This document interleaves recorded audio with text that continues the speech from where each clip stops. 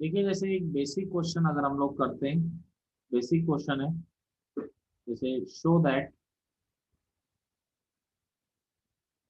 Show that the points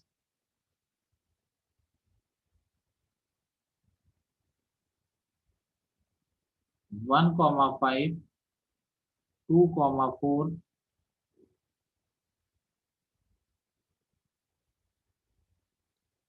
and 3,3 are collinear. देखिए first method से करते हैं। अगर जैसे मान लीजिए ए पॉइंट दे रखा है 1,5, बी पॉइंट, ये आपको पॉइंट्स दिए हुए हैं, A point 1,5, B point 2,4, C point 3,3। तो मैंने बताया था इनकी आपस में आप डिस्टेंस निकाल लीजिए। तो जैसे ए बी डिस्टेंस हमने निकाला, तो 2 - 1 1, तो 1 + 1 ये आपका किसके बराबर आ गया, √2 के बराबर आ गया।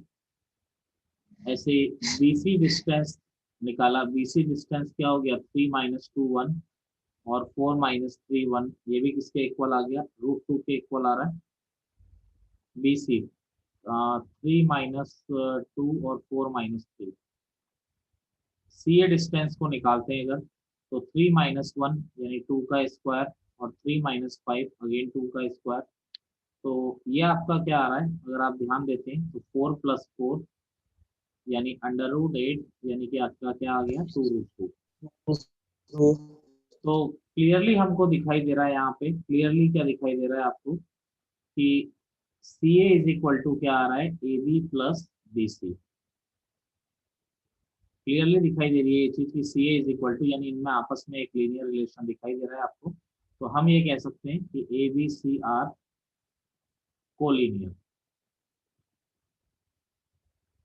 एक दूसरा तरीका मैंने स्लोप वाला बताया था कि अगर 3 पॉइंट कोलिनियर होते हैं, ए पॉइंट अगर 1,5 है, बी पॉइंट अगर 2,4 है, एंड सी पॉइंट आपका 3,3 है, तो अगर ये पॉइंट्स कोलिनियर हैं, इसका मतलब क्या हो जाएगा, slope of A B. Slope मैंने आपको बताया था कि y कोऑर्डिनेट का डिफरेंस अपॉन x कोऑर्डिनेट का डिफरेंस। तो y कोऑर्डिनेट का डिफरेंस यानी 4 - 5 और 2 - 1, तो ये आ गया -1/1, यानी स्लोप ऑफ ए बी आपका क्या आ गया, -1। ऐसे ही अगर हम लोग स्लोप ऑफ बी सी देखते हैं, तो स्लोप ऑफ बी सी क्या होगा, 3 - 4/3 - 2, ये -1/1, यानी कि आपका -1। यानी आपको क्लियरली दिखाई दे रहा है slope of A B is equal to slope of B C. तो इसका मतलब हम लोग क्या कह सकते हैं कि A comma B and C are collinear. इस तरीके से भी आप कोलिनियर प्रूव कर सकते हैं। देखिए अगला एक फॉर्मूला जो हम पढ़ के आते हैं छोटी क्लासेस में, वो फॉर्मूला होता है आपका सेक्शन फॉर्मूला।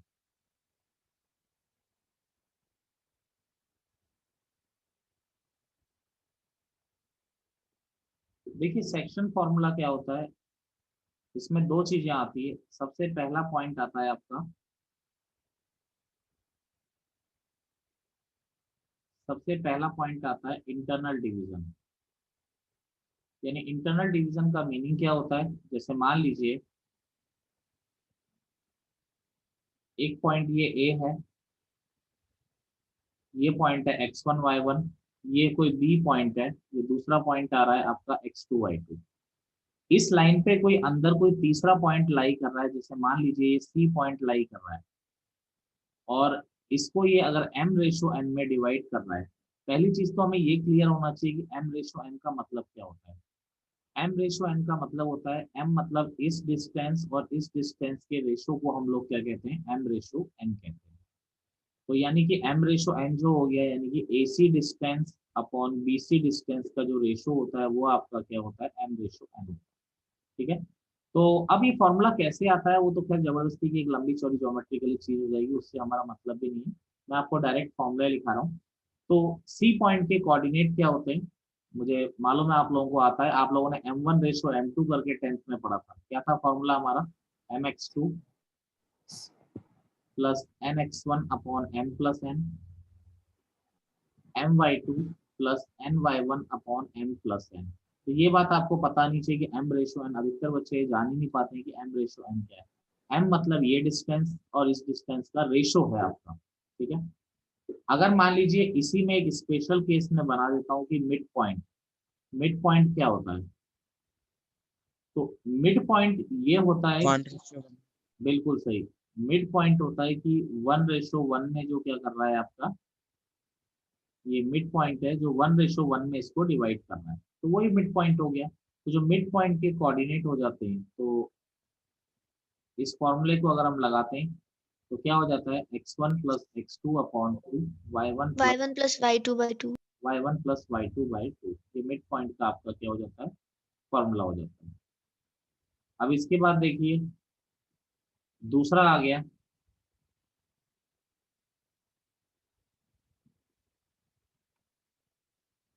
External division.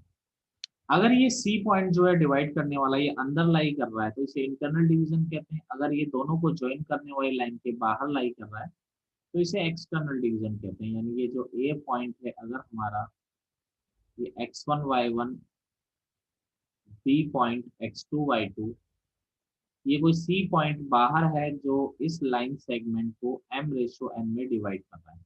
यहाँ पर m/n कौन सी डिस्टेंस का रेशो है ये भी आप जान लीजिए, सेम ही है, ए से सी की डिस्टेंस अपॉन बी से सी की डिस्टेंस का रेशो अगेन m/n है। अब की बार m ये पूरा डिस्टेंस अपॉन ये डिस्टेंस का रेशो आपका m/n है। तो देखिए अब फॉर्मूला क्या होता है, मैं जानता हूँ कि आप लोगों को पता है। अब की बार क्या होता है एक्सटर्नल डिवीजन में, mx2 minus nx1 upon m minus n और my2 माइनस ny1 अपॉन आपका क्या हो जाता है m माइनस n। ये आपका एक्सटर्नल डिवीजन का फॉर्मूला हो जाता है, नोट करिए इसको।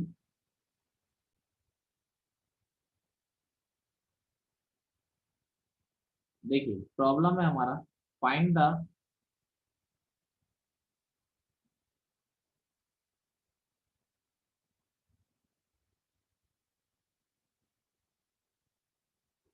find the coordinates of the point,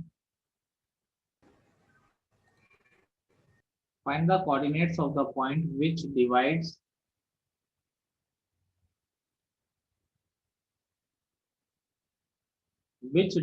the line segment, which divides the line segment joining the points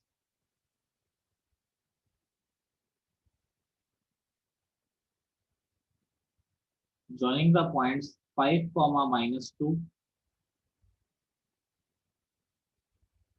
and 9 comma 6 in ratio 3:1। ठीक है, अगर कुछ ना बोला जाए तो हमें इंटरनल डिवीजन ही लेके चल लेते हैं हम लोग, ऐसी कोई इसमें दिक्कत वाली बात नहीं। देखिए यहाँ पर अकॉर्डिंग टू फॉर्मूला अगर हम चलते हैं, ए आपका 5 माइनस 2, बी आपका क्या हो गया 9 6 हो गया, बीच में कोई पॉइंट आ रहा है जो 3:1 में डिवाइड कर रहा है, बीच में कोई पॉइंट मान लीजिए सी है जो 3:1 में इंटरनली डिवाइड कर रहा है। तो देखिए सबसे पहली चीज तो ये x1 y1 हो गया फॉर्मूले के अकॉर्डिंग, ये आपका x2 y2 हो गया, ये आपका हो गया m/n। तो जो सी पॉइंट हो जाएगा mx2, फॉर्मूला भी लिख देता हूँ चलिए, mx2 plus nx1 upon m plus n, my2 minus ny1 upon, sorry m plus n plus आएगा, तो m है आपका 3 × 9 plus nx1 1 × 5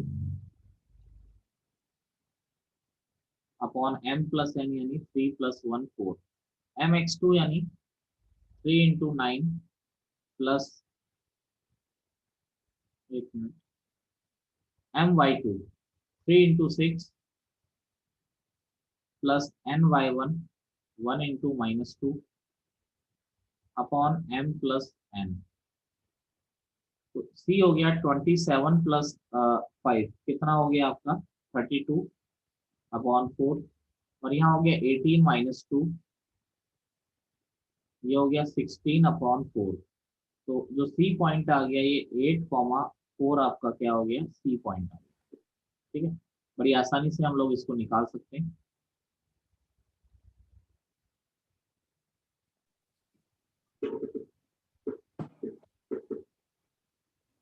find the points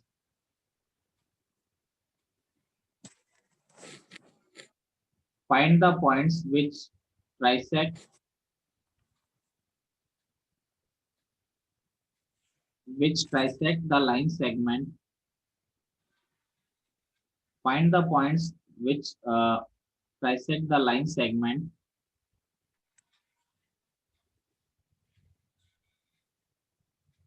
joining the point 1, -1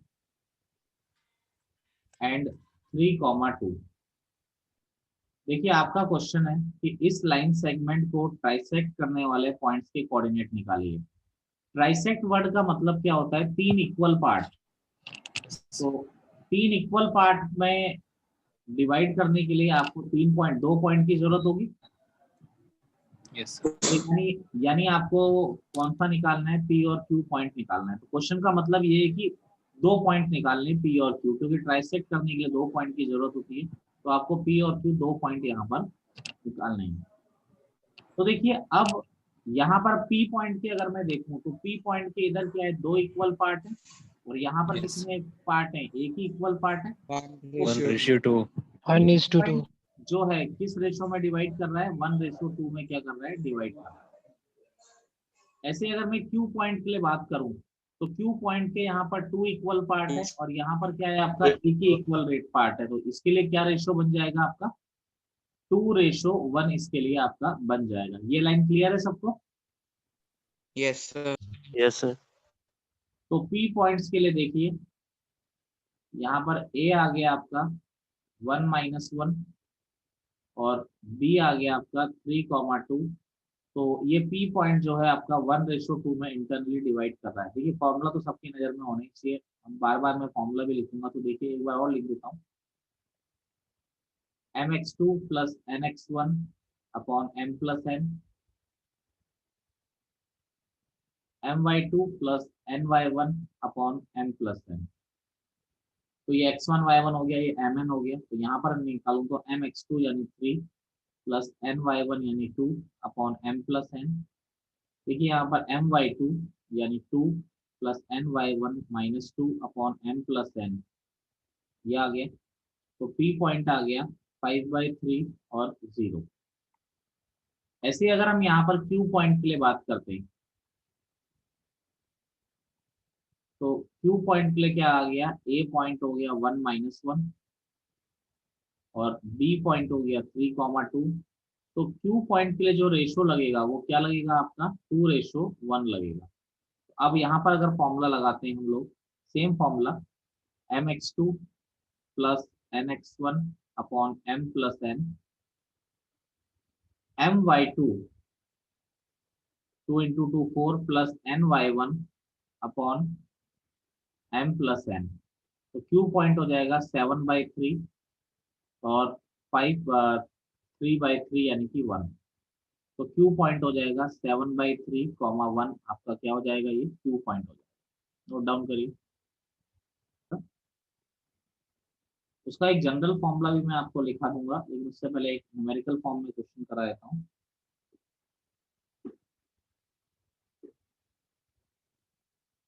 determine the ratio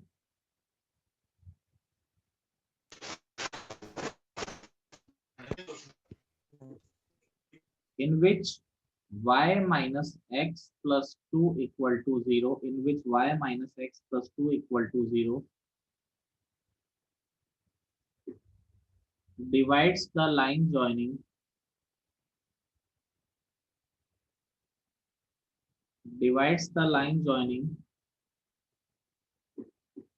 3, -1 and 8, 9। Question का मीनिंग मैं आपको clear करता हूँ सबसे पहले। फिर ये तो चलो मैं एक स्कूल में आएगा तो आपको किस तरह से करना है, बाकी मैं आपको एक डायरेक्ट मेथड बताता हूँ, उससे आप डायरेक्ट कर पाएंगे। 3 - 1 और ये 8, 9। आपसे बोला गया है एक लाइन सेगमेंट जो है इसको डिवाइड कर रहा है, बीच में से कट कर रहा है, तो डिवाइड कर रहा है, इतना पार्ट अलग कर दिया इसने इस लाइन सेगमेंट का और इतना पार्ट अलग कर दिया। तो ये बोल रहा है कि किस रेशो में डिवाइड कर रहा है, यानी आपको रेशो बताना है किस रेशो में डिवाइड कर रहा है। तो अभी तक हम लोग क्या करते थे, रेशो क्या लेते थे, m/n लेके चलते थे। तो वहां पर क्या होते थे, दो वेरिएबल होते थे m और n। अब इस तरह का अगर प्रॉब्लम आता है, कभी आपसे रेशो पूछता है, तो आप λ/1 या मान लीजिए K ratio. मैंने क्या मान लिया यहाँ पे k/1। फायदा क्या है, एक तो सिंगल वेरिएबल रहेगा, बहुत ज्यादा फायदा है। अब देखिए ये P पॉइंट के कोऑर्डिनेट में अपने इंटरनल डिवीजन के फॉर्मूले से निकाल सकता हूँ। ये x1 y1, ये x2 y2, ये आपका क्या हो गया m/n हो गया। तो देखिए P पॉइंट के कोऑर्डिनेट अगर मैं निकालता हूँ, तो mx2 यानी 8k प्लस nx1 यानी 3/k+1, my2 यानी 9k प्लस ny1 यानी -1/k+1। ये आ गया। अब देखिए मुझे एक बात बताइए, फोटो में ये P पॉइंट जो है क्या इस लाइन पे लाई कर रहा है नहीं कर रहा है? Yes, sir. Yes, sir. Yes, sir. P point इस लाइन पे लाई कर रहा है। कोई पॉइंट अगर अगर मुझसे कोई बोलता है, जैसे मैं आपको एक बात बताता हूँ कि 3,2 जो है, XY. 3,2 जो है वो इस लाइन पे लाई कर रहा है। तो इस लाइन पे लाई करने का मतलब क्या होता है, अगर हम बात करें तो Satisfy कर रहा है. 3,2 की जगह आप रख लीजिए 2,3। ठीक है, अगर इस लाइन पे लाई कर रहा है तो इसका मतलब क्या है, यहाँ पर इस लाइन को क्या करेगा, ये सेटिस्फाई करेगा। सेटिस्फाई करने का मतलब क्या Yes, होता sir. है, x की वैल्यू 2 और y की वैल्यू 3 होगी। तो आपका क्या आना चाहिए, 0 आना चाहिए। Yes, sir. अगर ये पॉइंट इस लाइन पे लाई कर रहा है तो इसका मतलब ये पॉइंट इसको सेटिस्फाई करना चाहिए। सेटिस्फाई करने का मतलब इसका एक्स कोऑर्डिनेट यहाँ रख सकते हैं, वाई कोऑर्डिनेट यहाँ रख सकते हैं। तो वाई कोऑर्डिनेट रखा तो 9k - 1/k+1, minus x coordinate रखा तो एक्स कोऑर्डिनेट है आपका 8k+3/k+1 प्लस का 2 = 0। एलसीएम लिया k+1 तो 9k - 1 -8k - 3 प्लस का 2 × k+1 = 0 हो गया। k+1 क्रॉस मल्टीप्लाई हो गया, खत्म हो गया। अब ये 9k - 8k, k बचा, -1 -3 -4 प्लस 2k+2, तो यह आ गया 3k - 2 = 0। के आपका क्या आ गया यहाँ पे 2/3। अब आपका आंसर क्या था, किस रेशो में डिवाइड कर रहा था, k/1 में। तो आप लिख दीजिए 2/3 में डिवाइड कर रहा है। अब लेकिन इसको लिखने का थोड़ा तरीका थोड़ा ढंग से अगर लिखें तो इसको 2/3 को हम लोग क्या लिख सकते हैं, 2/3 भी लिख सकते हैं। 2/3 में इंटरनली डिवाइड कर रहा है। अब आप बोलोगे सर आपको कैसे पता इंटरनली डिवाइड करना है, क्योंकि यहाँ क्वेश्चन में मैंने इंटरनल डिवीजन मान के चले हैं, और इंटरनल डिवीजन मान के चलने के बाद के का आंसर पॉजिटिव आ रहा है, यानी के विरोध नहीं कर रहा है, नेगेटिव आंसर नहीं दे रहा है। इसका मतलब हमने जो लिया है वो सही लिया है। इन केस अगर के की वैल्यू -2/3 आती है, यानी हमने इंटरनल लिया है लेकिन क्वेश्चन उसका अपोज, आंसर उसका अपोज कर रहा है, तो हम लोग क्या लिखते हैं आंसर, आंसर तो यही है 2/3 लेकिन हम यहाँ पर क्या जवाब देते हैं, आपका एक्सटर्नली हम लोग यहाँ पर जवाब दे देते, तो ये आपका आंसर हो जाता। देखिए एक क्वेश्चन है, द कोऑर्डिनेट्स ऑफ, ऐसे बेसिक क्वेश्चन है ये तो, the coordinates of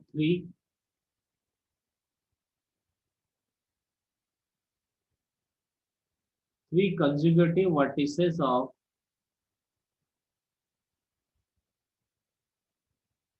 of parallelogram are 1,3 -1,2 and 2,5.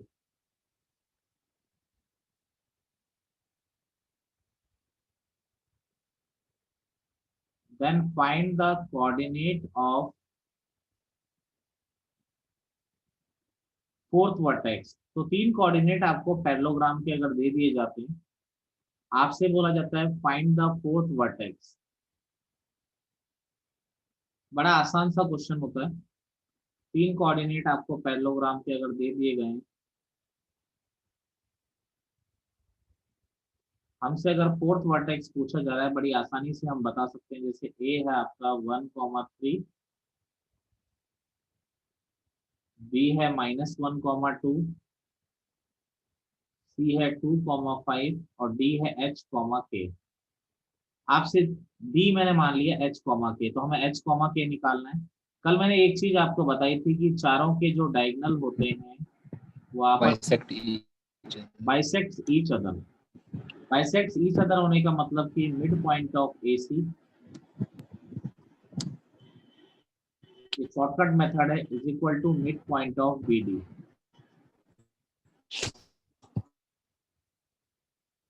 अब देखिए AC का मिड पॉइंट अगर हम देखें तो क्या हो गया, 2 + 1/2, 5 + 3/2, 2 + 1/2, 5 + 3/2, h - 1/2, k + 2/2।